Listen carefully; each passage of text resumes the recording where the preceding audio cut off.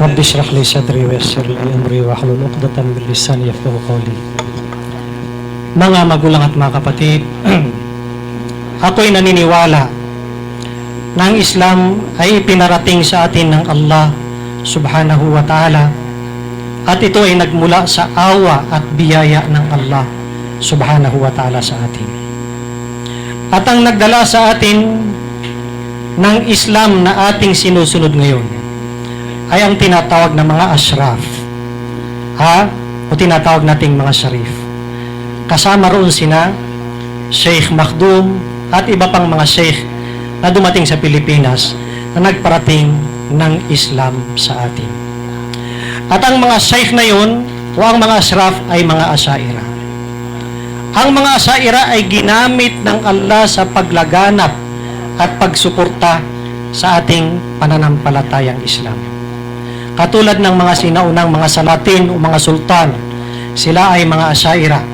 Mga mujahidin katulad ni Umar Mukhtar, sila ay mga asyaira. At katulad ng mga tanyag na mga nagdaang mga ulama na mga debator ay mga asyaira. At nanatili mga kapatid na asyaira ang paniniwala dito sa Pilipinas hanggat sa mga panahong naabutan natin sina Sheikh Guru Alim Sarumantang.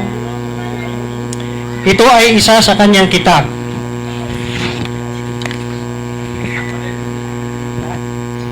Ito ay napakaluma na kitab na itinuturo pa ito sa mga madrasa sa Marawi. Ilmut Tauhid. At ang pangalan nito ay Al-Jawahirul Kalamiyah na kitab ng mga asyaira. Ngayon mga magulang at mga kapatid, ito ang patunay na ang Salafiyya ay bago lang dito sa Pilipinas. Ang Salafiyya ang nag-create ng hindi pagkakaunawaan, pagbabangayan dito sa Pilipinas. Kung bakit ang Malaysia ay ayaw nila sa mga Salafi. Ban ang Salafi sa Malaysia. Ban ang Wahhabiyya sa Malaysia. Punta kayo ng Malaysia para makita niyo. Lalong ban sa Brunei ang mga Salafiyya. Bakit? Sapagkat ang kanilang mga kitab ay pinagmumulan ng pagiging fanatismo. Tingnan ninyo sila sa mga post nila. Sinasabi nilang mga kafir kami. Mga mubtadi kami. Na kami ay pwedeng patayin. Yan ba ang akida ng tunay na mga salaf? At bilang patunay mga kapatid, tingnan ninyo ang mga Daesh o mga IS. Saan sila kumukuha ng kanilang mga batayan kung di mula sa kitab ni Muhammad bin Abdul Wahhab? Doon nila kinukuha ang kanilang mga batayan.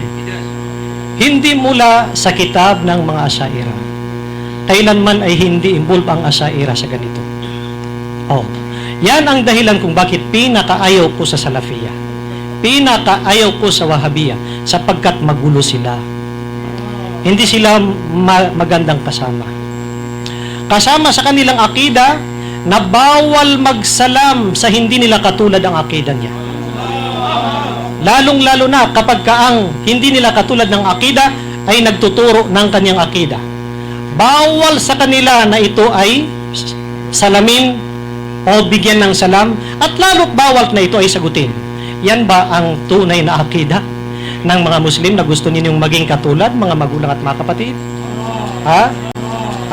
Sis, alam nyo ba, binubuhay siya ng kwan hindi sa apoya, kumbaga sa Tagalog, sumisindi ng nagpapalyab ng apoy, fit na to kasi alam mo, sa totoo lang ang sasagot natin sa kanila, yung lumusob po sa Marawi, yung leader nila saan nakapagtapos na university, mapagtatanto nyo po, mapagtatanto po ng university na ito ay ang manhaj nila asyaira, hindi siya nakapagtapos sa mga jamiat ng Saudi. Yun lang sagot. Sinong leader nila? Saan nakapagtapos? Manhaj ng asyari. So wag mong sabihin na ang mga ISIS may kaugna, ang mga Wahhabi ugnayan sa ISIS. Kayo ang nagpaparatang yan. Hatu burhana kung may kuntum sadikin. No, wag kayo magparatang sa amin ng mga ganyan. Subhanallah, na walang katibayan. Okay? Kaya lang naman yung lead. Binanggit niyo yung Mauti kasi sinagot ko lang. Okay. Sinagot nila yung Mauti. Pinapakatangan tayong Salafi na ISIS, may connection sa ISIS. Masamang batayan ninyo. Okay. So, ganito po, makinig muna kayo sa moderator. Makinig muna kayo sa moderator. Okay. May moderator tayo. O, ganito. Papayag pa kayo na makipagmubahalan at tutungo ang mga Mauti sa Salafia. Ang mapapayag kayo, mga Salafia. Hindi yan na pirmahan, Ustad. Hindi yan na ba? Kaya ibig ko sabihin,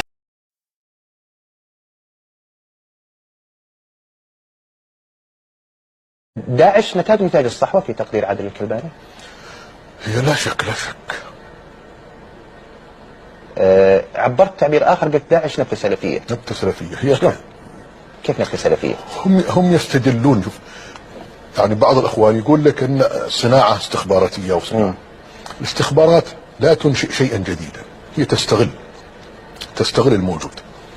فهم يعني هم استغلوا من يحمل ذلك الفكر. الفكر الذي تحمله داعش فكر سلفي، ليست إخوانية وليست قطبية وليست صوفية وليست أشعرية. يستدلون بما في كتبنا نحن وفي مبادئنا نحن، ولأجل هذا ستجد أن أكثر من ينقدها لا ينقد فكرها، هو ينقد فعلها. نحن نريد انقد الفكرة التي بنت عليها، اللي هي مثلا المرتد. لماذا لا نتكلم فيه ونوضحه ونجعل من يقيم الحد عليه ومن إلى آخره. نحن لا نناقش فقط أن طريقة القتل وهذه وحشية وتسيء إلينا عند العالم، تسيء إلينا يعني لو قتلناه بطريقة لا تسيء إلينا لا بأس، لا أعتقد من هذا. فإذا الفكرة الأصلية والمنبت الأصلي منبت سلفي.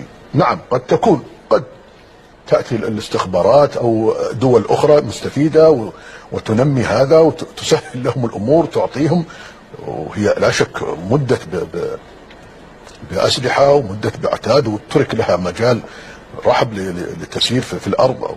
هذا لا شك المراه منتفع، لكن المنتفع استغل مبدأ موجودا عندنا وموجود في كتبنا وبين ظهرانينا، بل هناك من يحمل نفس الفكر لكن بأسلوب يعني معتم. لو لم خالف، وانت تعرف كثير من يعني لما قتل بعض الصحفيين وبعض هذا نتاج ماذا؟ نتاج فتاوى معينة، ورد على بعض العلماء حتى واستبيحت دماؤهم، فتاوى سلفية ليست فتاوى خارجة عن السلف.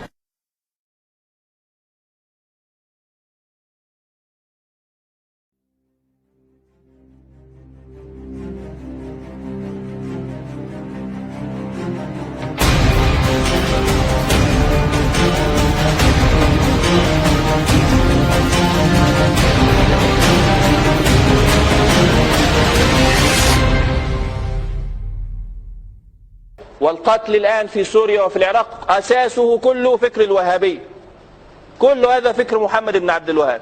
فكلما سكتنا نحن انتشروا هم، فالفرقة تزداد ولا تضيق. فلا بد من بيان هذه الحقائق. أهل السنة والجماعة هم الأشاعرة والماتريدية، والوهابية ليسوا من أهل السنة والجماعة، بكل صراحة كده. واضح يا شباب؟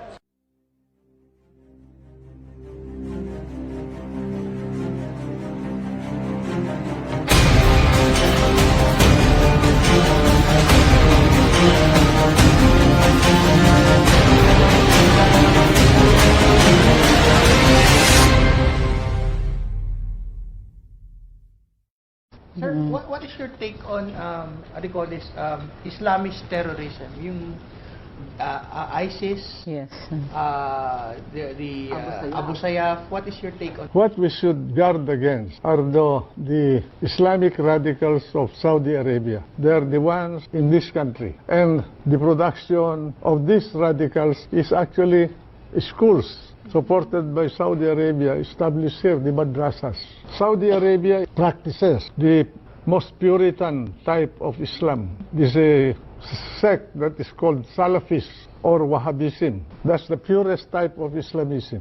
While there are entrance into the country of those who fought in the Middle East as terrorists or under ISIS, their soldiers are coming from the schools in the Muslim areas of Mindanao.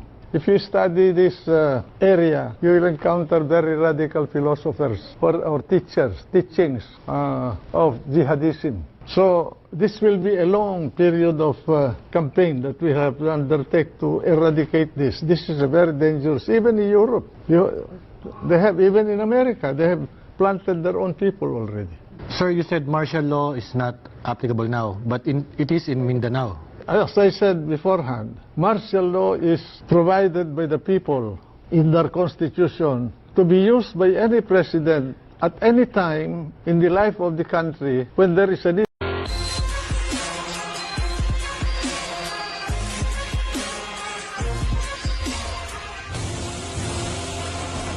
Peace be upon you. This is how Muslims greet each other around the world.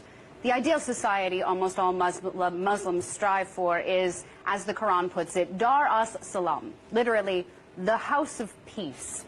According to Islam, we are working toward a time of security, abundance, peace, brotherhood, and well-being across all of humanity.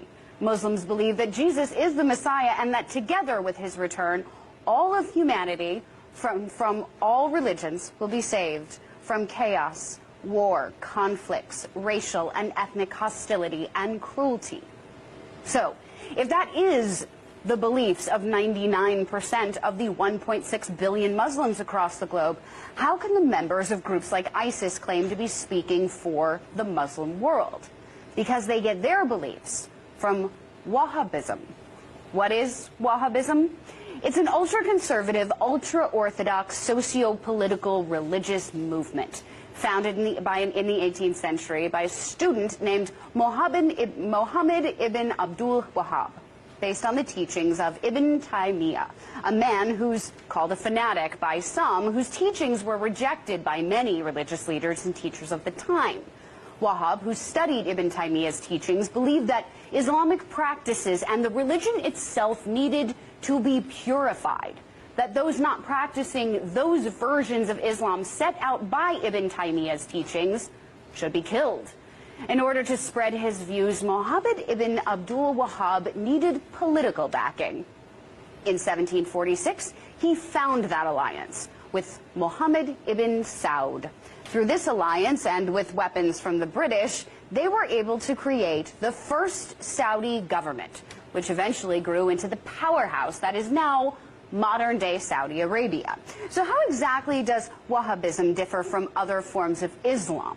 Well, it rejects and prohibits things like honoring individual personality, birthdays of oneself, or the birthdays of those honored religious figures.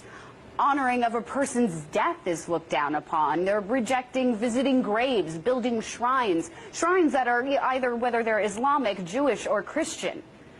They reject visiting holy places and any analyzation or rational interpretation of the Quran, a key part of Islam. They believe that anyone who does not follow their distinct, extreme brand of Islam is not worthy of Islam. That their belongings, their land, and their very lives are to be conquered and stolen, which is why simply calling groups like ISIS Islamic extremists is not only unfair, but incorrect. They do not get their beliefs from the teachings of Islam any more than Warren Jeffs and his fundamentalist Church of Jesus Christ of Latter-day Saints, who believe in polygamy and forced child brides, get theirs from the Mormon Church. According to the head of the World Islamic League in London, Syed Mohammed Musawi, said this: in fact, Wahhabism is the origin, is the mother of all of these terrorist groups. Much like those who follow a strict literal interpretation of the Bible, Wahhabism ignores the intellectual. It ignores the individual, which are the root of these violent extremists, not Islam. Wahhabism, in the hands of groups like ISIS, works on the very idea that conflating the two religions and destroying any other form of Islam in the world along with all other religions is fair. They believe it is their duty, and they are using the extremist, violent, and quite un-Islamic religion of Wahhabism to justify it. And with centuries-old roots in Saudi Arabia, it financially behooves ISIS to follow Wahhabism and its teachings of pure material domination. Peace be upon you.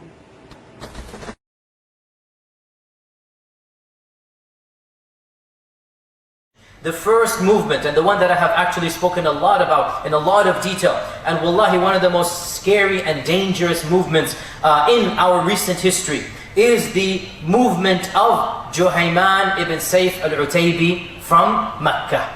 Well, he's from Riyadh, and then he moved to Medina, and then he did what he did in Mecca. Many of you might not be aware, one of the saddest incidents in our recent Islamic history was the hijacking of the Kaaba itself. It's so bizarre. When I first say this story, people think I'm making it up. If you don't know this, ask your mother and father. Everybody knows who was alive in 1979. Everybody who was an adult in 1979 and a Muslim knows of this story. The Kaaba itself was hijacked. It was held hostage. The Kaaba. Not by a group of pagans, not by a group of idol worshippers, not by a group of kuffar, by a group of ultra-fundamentalist fanatics that were so quote-unquote righteous and pious that many of the senior scholars alive at the time did not know what to make of it. Why? Because they thought these people were good people. They thought these people were righteous people. And this is why it's so scary that there is a fine line between fanaticism and between righteousness. There's a fine line between fanaticism and righteousness. And that line is sometimes difficult to distinguish, even for people of great knowledge and great stature. Who is this man, Juhayman? To be very brief, and I've spoken about this in a lot more detail, and I've also presented academic papers about this individual and his thought. Juhayman lived an average life. He joined the National Guard as a young man, and he became more and more religious. As he became older, he eventually quit the National Guard, and he's living at a time in the 60s and 70s when Saudi Arabia is for the first time experiencing money, materialism. And he sees in front of him all of the wealth pouring in.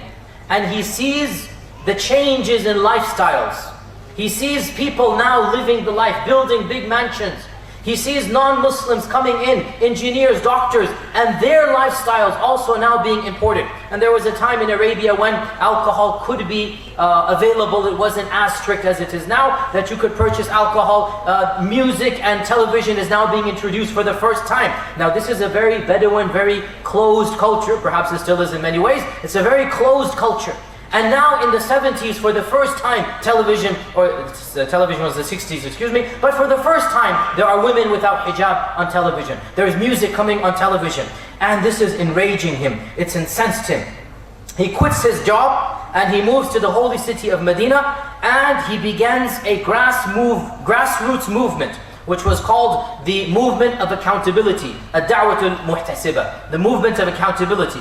And the movement was popular amongst the masses, and it would go preaching and teaching door to door, masjid to masjid, and it would also try to enforce law on people. So a number of times when he would come across a music store in Medina, there were music stores in Medina, may I shock you and say there are still music stores in Medina, but there were music stores in Medina, and he would find these stores and he would break the glass and take the stuff and destroy it and then move on. Now, technically, whatever you believe about music, it's not your job as an average Muslim to go break into a store and destroy the property. It's not your job. But he took it on himself, that this is my job now, to go and destroy music. And other things of this nature as well. And he started criticizing the Saudi government, the royal family, for what he perceived to be the excesses of the government, for the lifestyle of the princes and the playboys and whatnot, and what is happening to our society. Our religion is becoming bad and whatnot. And eventually, in 1976, Juhayman decided to start a smaller, private, secret movement. And this movement, he called it the Ikhwan, nothing to do with the Ikhwan of Egypt. This is nothing like that. This is just a smaller cult type of movement. and he moved to a small village outside of Medina, and he began training in military expeditions, in warfare, in training people how to use firearms. And this was outside the city of Medina, and obviously the city of Medina has the very famous university that I'm very, very proud and humbled to be a graduate of, the Islamic University of Medina. I studied there for 10 years, a bachelor's and a master's, and some of my own teachers were alive and contemporaneous to this movement of Juhayman, and I heard many stories. For some reason I always had an interest in this story, and so as long back as I can remember, I'm always asking my teachers about stories. So I know a lot of the internal stories that you're not going to find in the newspapers and whatnot from this story. And some of my own teachers knew people that were a part of Juhayman's movement. One of my teachers was a friend of Juhayman, actually was in his house a few days before the Meccan attack, and he didn't know what Juhayman was going to do. In any case, Juhayman started preaching a new theology that was very top secret. What is that top secret? The theology was, we now have the Mahdi in our midst. His brother-in-law became the Mahdi. We have the Mahdi in our midst. And this Mahdi shall overtake the Haram, shall destroy the forces that are sent against him, and we shall establish peace on this earth. We shall eliminate the evil of the Saudi royal family, we shall eliminate the evil of Saudi Arabia, and there will be peace on earth. What is the means for this achievement? We need to go straight to the Kaaba and take control of the Kaaba. Why? Because there's a hadith in Abu Dawud. In fact, it's not just Abu Dawud, it's also in Bukhari and others, that our Prophet ﷺ said that a man, the Mahdi, shall flee from the oppression and seek refuge in the Kaaba. And armies will be sent to destroy or to kill him, but Allah will cause the earth to swallow those armies up. Now this is the hadith. What did Juhayman do? He wanted to make a real-life movie out of the hadith. He wanted to make a script out of the hadith. And he decided, why don't I play the actor of the Mahdi? Or my brother-in-law play the actor of the Mahdi. And Allah will then execute the script on my behalf. And this is not allowed in Islam. You don't execute the hadith of the Prophet ﷺ upon yourself as if he meant you. And in fact, many of the ahadith don't apply to him because the Mahdi shall flee, not take the Kaaba hostage. The Mahdi won't have an army. He had 600 people, armed guards taking the Kaaba hostage. The Mahdi will not kill any innocent people, and Juhayman killed at least 100 people. So the point being that he thought he's implementing the hadith. So what did he do? On the 20th of November in 1979, which corresponds to the 1st of Muharram, 1400. So he wanted to be at the beginning of the Islamic New Year. Why? Another hadith. What is that hadith? At the beginning of every 100 years, Allah will send a renewer, a mujaddid. So he thought, let me use the hadith of Abu Dawud and the hadith of the mujaddid. Let's put them all together on the 1st of Muharram, 1400 Hijrah. I will attack the Kaaba or take the Kaaba hostage. So what he did was, before Salat al-Fajr, he entered the Haram, and he entered the Haram with biers, the funeral pyre, the funeral processions of the coffins. But instead of dead people, those coffins actually had machine guns in them. And in those days, there was no checking at the Haram door. All of this checking in Saudi Arabia began after 1979. In those days, there were no armed guards in front of the Haram. Who could ever imagine somebody would attack the Haram? In those days, Saudi Arabia was a very different place. So, Juhayman enters with dozens of these funerals, fake funerals in different areas, and his followers congregate. There was a basement in the Haram, and after Salat al-Fajr, Juhayman positions himself behind the Imam. As soon as the Imam finishes, it was actually Sheikh Subayl. Sheikh Subayl is still alive right now as we speak, very elderly man. It was Sheikh Subayl was leading Salat al-Fajr. As soon as the Sheikh finished Salat al-Fajr, Juhayman's man pulled out his gun and took the microphone by force, and Juhayman began telling all of the people in the Haram that lo and behold, the day of judgment is close, the Al Saud is the worst government in the world, the Saudis are losing their religion, and we have the Mahdi.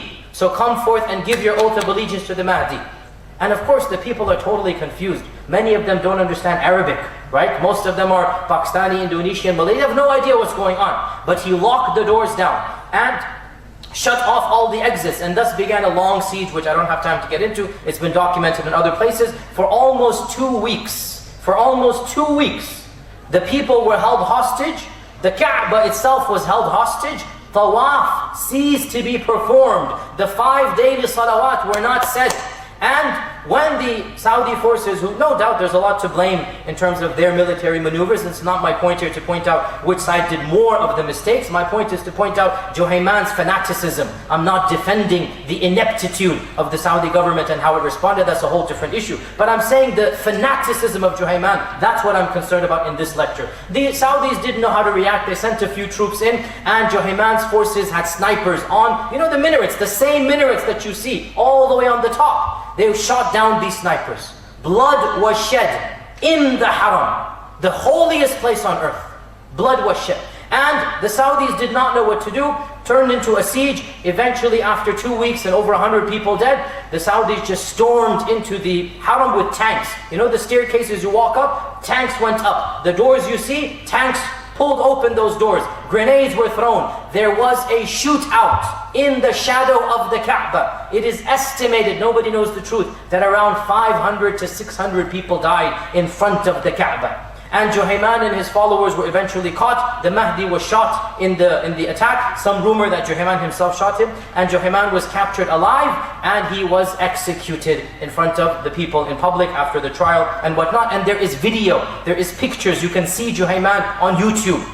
Google it or YouTube it, Juhayman Makkah takeover 1979. You will see videos of Juhayman being captured. And wallahi, you see him. And I swear by Allah, I don't care what anybody says, you see the characteristics of the Kharijites right in his eyes. The fanaticism. This is a man, he thinks he's going to bring about peace by holding the Kaaba hostage. This is a man, he thinks he's going to change the corrupt ways of the Al Saud by doing even more corrupt things, killing people in the Kaaba. But you know what's scary? And wallahi, this is scary. And when I say this, some of the brothers, some of the mashayikh, they get irritated. Yasir, why do you talk about these things? You know why I talk about them? Because these are lessons to be learned. We see the same thing now. What is scary about Juhayman? Senior scholars were duped by Juhayman. Senior scholars believed Juhayman to be righteous. Senior scholars were hesitant. What do? We know this person. A person that I love dearly, Shaykh ibn Baz rahimahullah ta'ala, this was his student.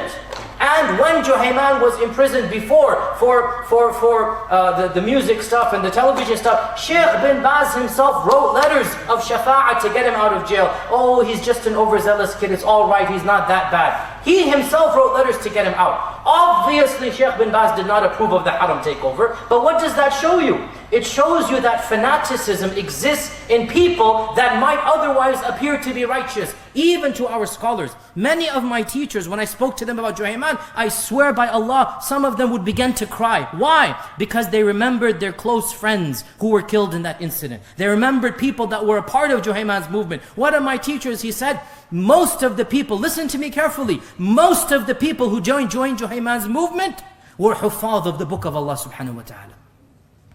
Think about that. They were genuinely religious. They thought they're doing something good. I know another famous person that you also know him, that he was a young student in Medina at the time, and believe it or not, there was one American in Juhayman's group. One American in Juhayman's group. And this American brother, he knew that other American. He knew that other American. And this American told him, my friend and teacher, why don't you join us as well? We're doing something big. He didn't tell him what. Why don't you join us? We're going to Mecca, just, we have a big plan. And my friend and teacher, he prayed istikhara and he said, I never felt as negative about anything in my life than I did that day. So I said, you guys go, I don't know what you're doing. And alhamdulillah, it turned out that that's what happened, right? The point being, righteous people, other famous scholars, Shaykh Badiuddin, for whoever knows him, righteous scholars, his son was with Juhayman's movement. This is not being said to embarrass these great scholars. It's being said so that when we point out, these groups are not people with horns coming out of their heads. They're not people with devil tails that you can recognize them. They are huffaz of the book of Allah. They are righteous people, but they've lost sight of reality. They're so incensed and enraged at music and singing that they're willing to shed blood in the haram, thinking that that will bring about Allah's peace and religion. They have lost the plot completely. And frankly, brothers and sisters, we see the same fanaticism in the modern jihadist movements. There's a lot of dhulm going on. I too was angry that there was alcohol available in that country, that there's so much fahisha. But what's the way forward? To take the haram hostage? To kill at least 100 people at his hands in the haram by their sniper rifles? To hold the Hujjaj hostage? Innocent Hujjaj were kept in the haram.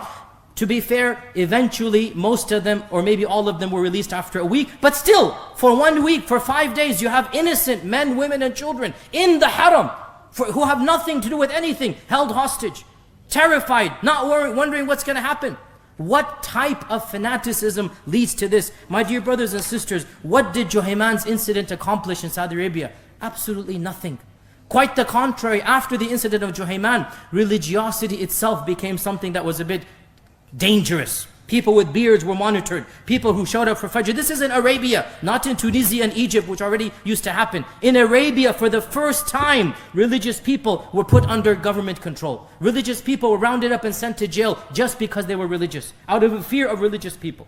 And this caused a backlash that we are seeing to this day. And by the way, Osama bin Laden himself mentioned that one of the first signs of becoming more Islamic to him was the Juhayman incident. That he took inspiration from Juhayman, and he writes, and I have his writings and his lectures. He writes that no doubt Juhayman, what he did was wrong, but still I sympathize with much of what he did. Now, wallahi, I have no sympathy for Juhayman.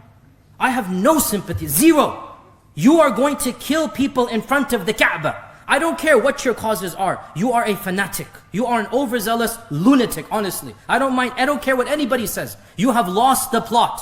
I don't have any sympathy for Juhayman. But who had sympathy for Juhayman? Osama bin Laden. And he has writing this in a number of his speeches that he's given. He doesn't have memoirs. You will find this online. That Juhayman's incident was one of the first incidents that really sparked within him an interest in Islam and religiosity, because obviously he grew up in a household that was not that religious. It was Juhayman's incident and then the Afghanistan war that made him more religious. Now, Juhayman has written many booklets, 7 booklets and pamphlets, not many. And I read over all of them for a paper that I was delivering at a conference, and it's very scary. Wallahi, I will tell you honestly, and I am somebody who has a master's in theology. I know my religion, inshallah to a good degree.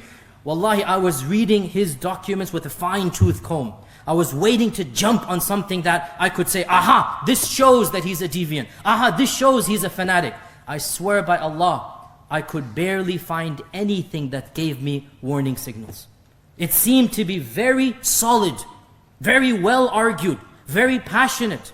And this terrified me. Why? Because I have the advantage of hindsight, looking back. And I'm going through his pamphlets with a fine-tooth comb, and I don't find anything wrong. Imagine those people who were with him, and there were many of my teachers who knew him personally. They all said the same thing, that we really thought he was a righteous, pious individual. Maybe a little bit fanatic, but still righteous and pious. Some of his closest friends didn't know what he was going to do, but this is what he ended up doing. And Juhayman, it's very interesting, by the way, that he always used to say that you accuse us of being Kharijite, but we're not Kharijite. And he would say, just because you say we're Kharijite, no, that doesn't make us Kharijite. Which means what? Even in his lifetime, people were saying, you are Kharijite, you have these tendencies. And he had to defend himself. Now, the point being that Juhayman's movement is really a very, very interesting movement to study, and it came from within the generally the Salafi or the Najdi Da'wah tradition. Juhayman was definitely within the movement. Most of the people with him were students at the University of Medina, of his teachers, Sheikh bin Baz and others, and this shows us that fanaticism can occur no matter what your theology is. You have fanatics in every movement. Just because you belong to a movement doesn't mean you're going to go to heaven. You have fanatics in every single movement. And Juhayman is a good example of that.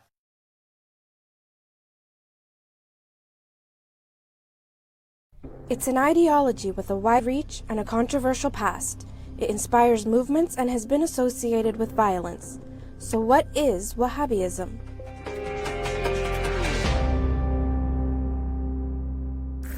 Wahhabism is named after its founder, 18th century theologian Muhammad bin Abdul Wahhab. He was born in 1703 in the city of Al-Uyayna to a family of clerics in a region of Arabia called Najd, about 70 kilometers northwest of Riyadh, the capital of modern-day Saudi Arabia. He founded the Wahhabi doctrine around 11 centuries after the advent of Islam, and was inspired by the well-known 13th century theologian Ibn Taymiyyah. With his movement, Abdul Wahhab said he wanted to bring Muslims back to what he felt were the basics of Islam, because according to him, they had deviated away from the pure religion.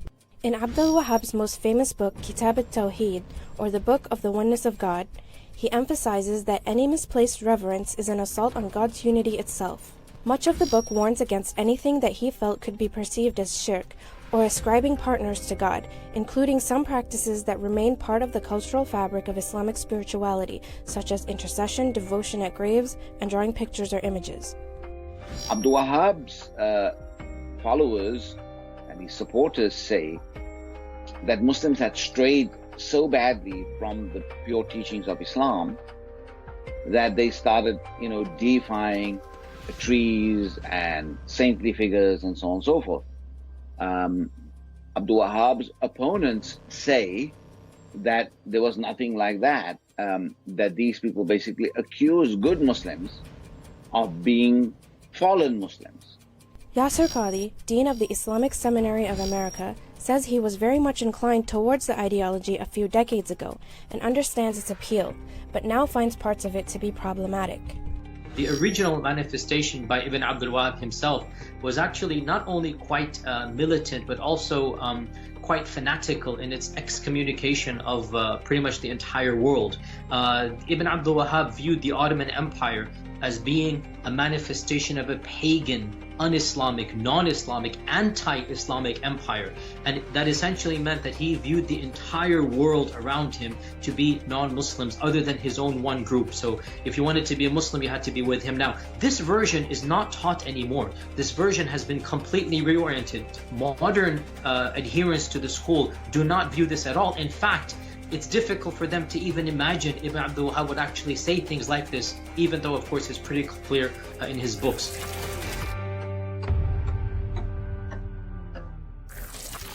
In 1744, Abdul Wahhab secured a pact with Muhammad ibn al-Saud, the founder of the first Saudi dynasty in Arabia. As the Ottoman Empire dissolved in the early 20th century, the al-Saud family was able to crystallize its power across both regions of what was then Najd and the Kingdom of Hijaz, and with the help of the British was able to create the Kingdom of Saudi Arabia in 1932. The initial agreement has been described as a political religious pact based on the purification of Islamic practices from popular religion, and an emphasis on strict monotheism. The Saud family has maintained its role of political and military leadership in the modern-day Kingdom of Saudi Arabia, with the descendants of Ibn Abdul Wahhab continuing to serve as religious advisors. إنما سعينا إن شاء الله فيما يظهر الحق ويعلو والأباطيل من تأمل الشيخ وتدبرها وقرأ كتبه رأى حقا أن هذه دعوة صالحة موافقة للكتاب والسنة وأن الله جل وعلا هيأ لها الإمام محمد سعود وأولاده فحموا هذه الدعوة وقاموا بها ونصروها وأيدوها. But many feel that this is exclusionary towards other schools of thought. If you read his writings and you go over his textbooks, if you have chosen to reject my teachings, then you have essentially chosen to reject Islam. PBS Frontline describes the Wahhabi creed in these words. For more than 2 centuries, Wahhabism has been Saudi Arabia's dominant faith. It is an austere form of Islam that insists on a literal interpretation of the Quran. Strict Wahhabis believe that all those who don't practice their form of Islam are heathens and enemies. And this Saudi scholar confirms the point. من كتبه أنه يكفر المسلمين إنما يكفر من كفره الله ورسوله وأجمع المسلمون على تكفيره أما أنه يستقل بمسألة ويكفر فيها. Aidan Bayram says in his academic paper, The Rise of Wahhabi Sectarianism and Its Impact in Saudi Arabia, they see other Muslims who do not think like Wahhabis as associating partners with God. Thus, their blood and goods are permissible for Wahhabis. It's terribly dangerous when you take a look at individuals from within the Muslim community utilizing rhetoric like that around takfir and calling one another a disbeliever. It creates obviously a lot of hatred, a lot of animosity, and really sort of so different than sort of the embracement of the importance of ummah and community within Islamic tradition.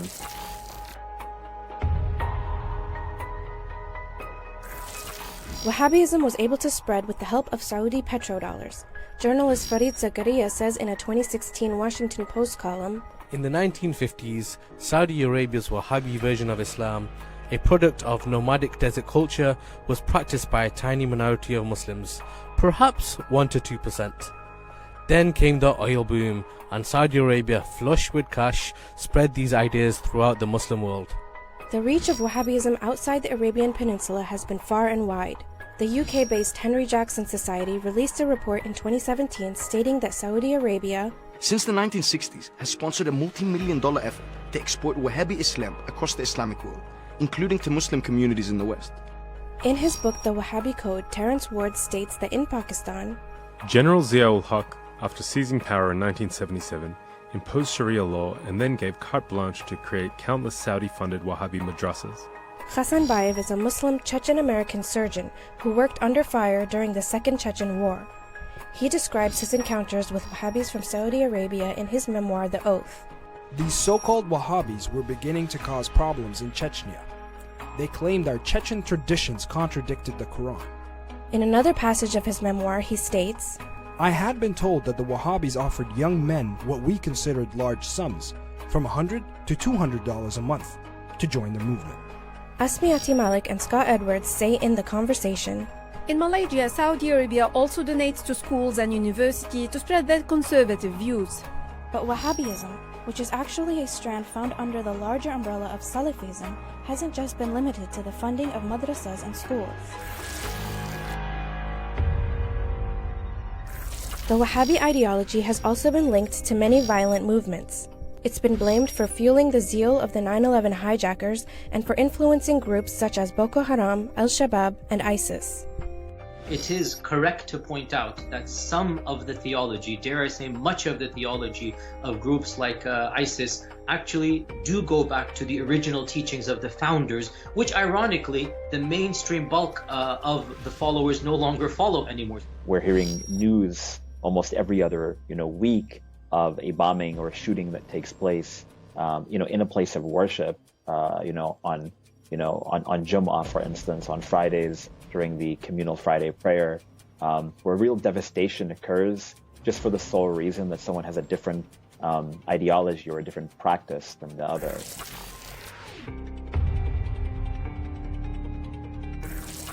The rigid Wahhabi doctrine not only took away much of the faith's spirituality and soul, it also allowed for religious symbols of the past to be wiped out. Very extreme Wahhabi teachings have been responsible for the destruction of holy sites, and this has happened since they came into power. And the relics and the places of the Prophet ﷺ and the family of the Prophet and their homes and their spaces have been demolished by the Wahhabis over time. They have destroyed sites of Islamic history in service of their singular ideology. They did not consult the rest of the Muslim world about these issues.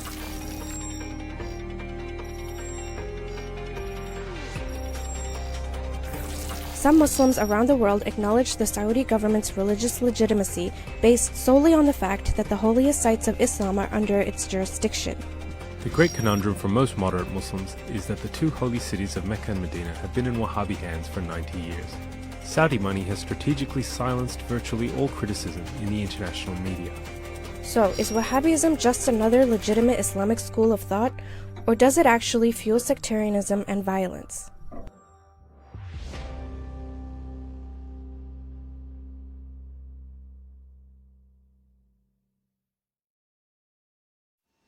It is in 1916 that Jassasa went to work with British spies in Arabia.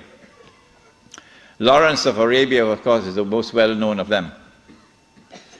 These British spies were sent into Arabia, posing as Muslims.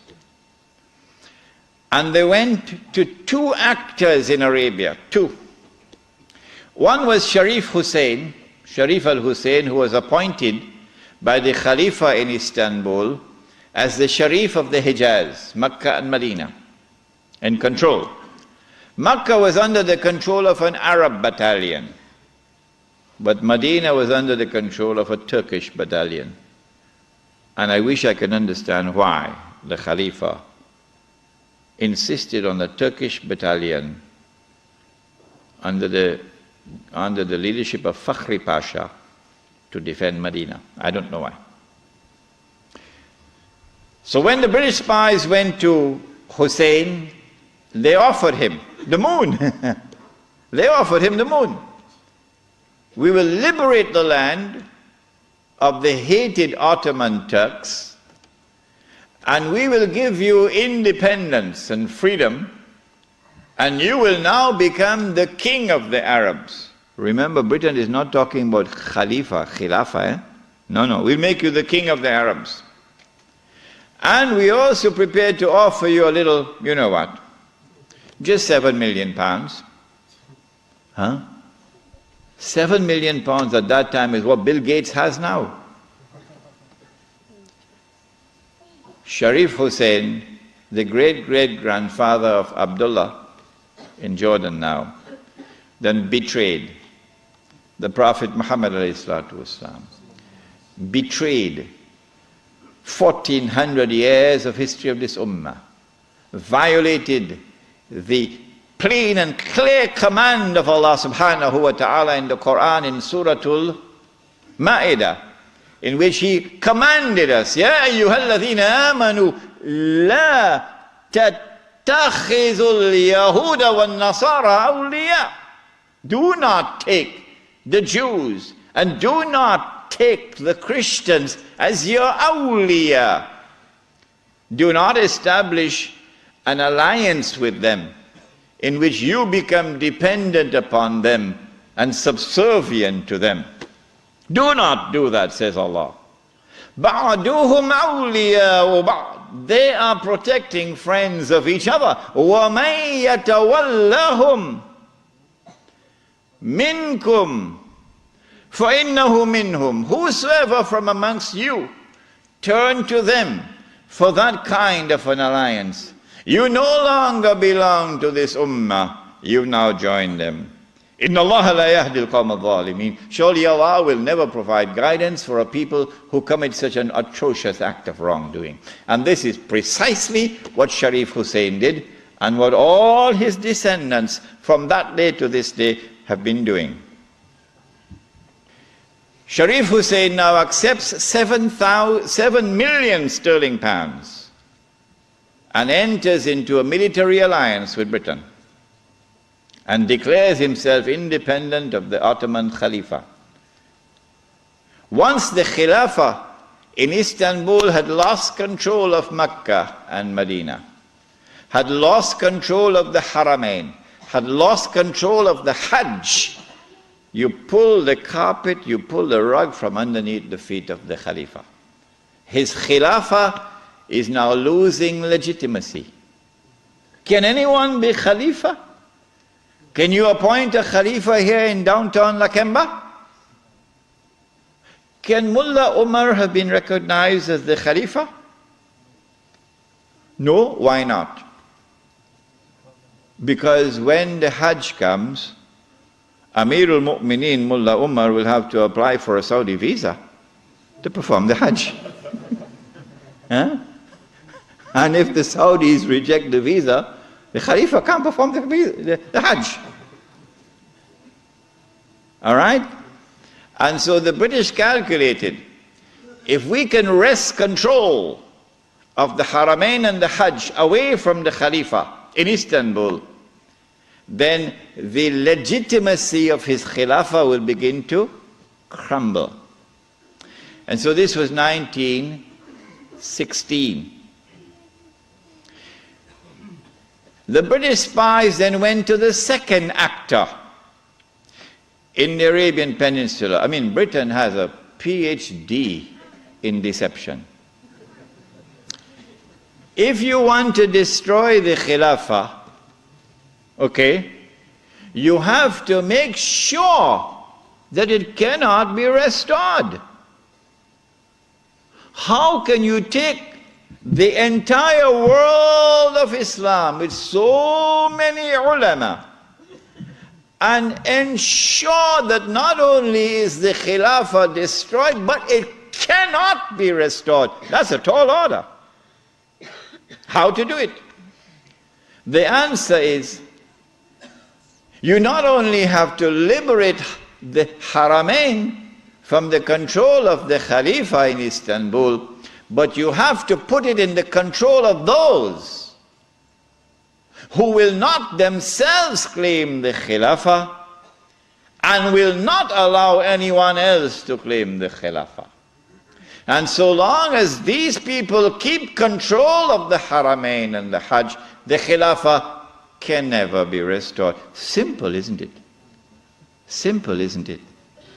And so that was why they had to make the trip to Riyadh to meet, what's his name? Abdul Aziz Ibn Saud. Correct name? Of course it's a correct name. Why are you afraid to mention it? But Abdulaziz ibn Saud did not control the Hijaz. So he couldn't command the check for £7 million. He had to be content with something less than that. So what the British offered to him was, if you would sign the same kind of agreement with us and violate the specific command in the Quran and betray Allah and His Messenger and betray the Ummah, if you will do that, we pay you £5,000 a month. Would you accept that? Abdulaziz says yes. Yes. And in 1916, Abdulaziz ibn Saud signed an agreement with Britain. Yes.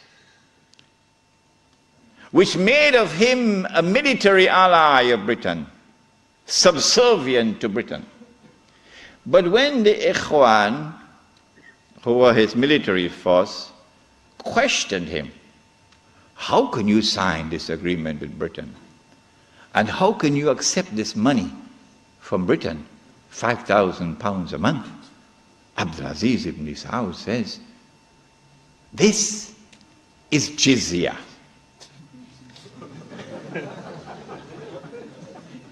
Jizya is what they pay to me because I control them. It was dust in their eyes and they swallowed it. And so Abdulaziz ibn Saud got away with it. Massive betrayal, and a very dangerous plan is now in place. As soon as the Khilafah is destroyed, that Abdulaziz ibn Saud will be given what is known as the green light, something that Saddam Hussein knows about, the green light. And then he will attack and take control of the Haramain. And when once he does that, he won't make the mistake of ever claiming the Khilafah for himself. And he will never allow anyone else to claim the Khilafah, because no one else can take the control of the Hijaz and the Haramain from them, because they are supported by Britain. And so goodbye to the Khilafah. It's gone. It can never be restored. Never, never, never be restored. So long as Britain and the United States of America underwrite the security of the Saudi state, you can never, never, never restore the Khilafah. By 1919, the Ottoman Empire was in shambles, falling apart. And a British army under General Allenby, with many Arabs and Punjabi Muslims fighting faithfully under his control, attacked the Turkish garrison which was defending Jerusalem, defeated it, and liberated the Holy Land. This was a joyous day for the Jews, because now the countdown is really moving forward, and the golden age is coming back.